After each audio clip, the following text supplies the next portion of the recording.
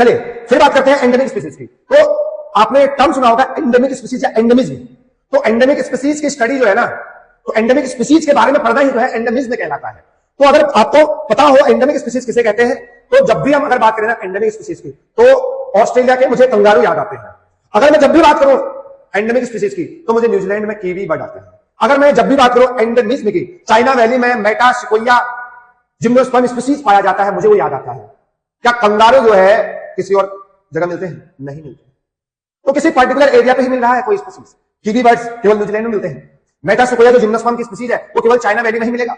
तो मैं क्या कहूंगा, एंडेमिक स्पीसीज जो होते हैं वो किसी पर्टिकुलर एरिया में मिलते हैं। तो मैं यहां लिख सकता हूं जो एंडेमिक स्पीसीज होते हैं तो found only in particular place या पर्टिकुलर एरिया, ये किसी एरिया पे ही मिलते हैं।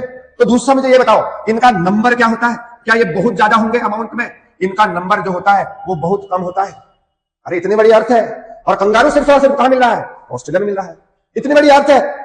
कीवी कहां मिल रहे हैं? सिर्फ और सिर्फ न्यूजीलैंड में मिल रहे हैं। अगर किसी का नंबर बहुत कम है तो खतरा उसके एक्सटिंक्शन का या उसके विलुप्त होने का खतरा बहुत ज्यादा है। तो हम क्या बोलेंगे? चांस ऑफ एक्सटिंक्शन क्या है? Chance of extinction is high. Chance of extinction is very high. तो अगर किसी स्पीसीज का नंबर बहुत कम है, वो या तो किसी पर्टिकुलर एरिया पे मिल रहा है, अगर मान लो बहुत बड़ा क्लाइमेट चेंज आ गया जो कि वहां के कंगारू स्पीसीज को ही जो है बहुत ज्यादा इफेक्ट करा है, तो इसका मतलब है कंगारू स्पीसीज जो है एक्सटिंक्ट होना स्टार्ट हो जाएगी। अगर न्यूजीलैंड में बहुत बड़ा क्लाइमेटिक चेंज आ गया और उस क्लाइमेटिक चेंज में कीवी को जो है ना सबसे ज्यादा इफेक्ट कर दिया, क्योंकि कीवी तो केवल न्यूजीलैंड में मिलते हैं, और वहां के क्लाइमेटिक बहुत ड्रास्टिक क्लाइमेटिक चेंज की वजह से न्यूजीलैंड में सबसे ज्यादा स्पीसीज को जो इफेक्ट किया वो स्पीसीज था तुम्हारा कीवी, तो वो एक्सटिंक्शन के कगार पर आ जाएगा।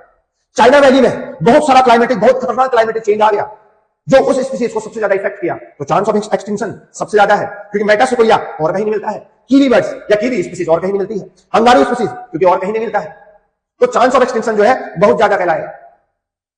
समझ में आगे नहीं आ गया? और अगर कोई पूछे ये एंडेमिक स्पीसीज का फॉर्मेशन कैसे हुआ है, तो आप बोल सकते हैं ड्यू टू कॉन्टिनेंटल सेपरेशन। कैसे? तो अगर इनका फॉर्मेशन की बात करें, हमें भी समझा देंगे आपको। फॉर्मेशन की बात करें तो मेरे प्यारे बच्चों हम बात कर सकते हैं कॉन्टिनेंटल सेपरेशन से। कॉन्टिनेंटल सेपरेशन से मेरे प्यारे बच्चों एंडेमिक स्पीसीज का फॉर्मेशन हो सकता है नहीं हुआ ही होगा। मान लीजिए शुरू में जब अर्थ बनी होगी, अर्थ के एक साइड मान लीजिए ओशन है, समुद्र है, और दूसरी साइड इंडिविजुअल रह रहे हैं, टेरेस्ट्रियल इंडिविजुअल्स रह रहे हैं। मान लो ए रह रहा है, बी रह रहा है, सी रह रहा है, डी रह रहा है और ई रह रहा है। इतने इंडिविजुअल है, ये अलग अलग स्पीसीज है। ए स्पीसीज अलग है, बी सी डी ई ये अलग अलग स्पीसीज है। मान लीजिए बहुत बड़ा कॉन्टिनेंटल सेपरेशन हो गया, ये ओशन का पानी जो है इधर को आ गया और सबसे ज्यादा यहां पर आ गया है, तो पानी जो है इधर को आ गया, ओशन का जो वाटर था वो इधर को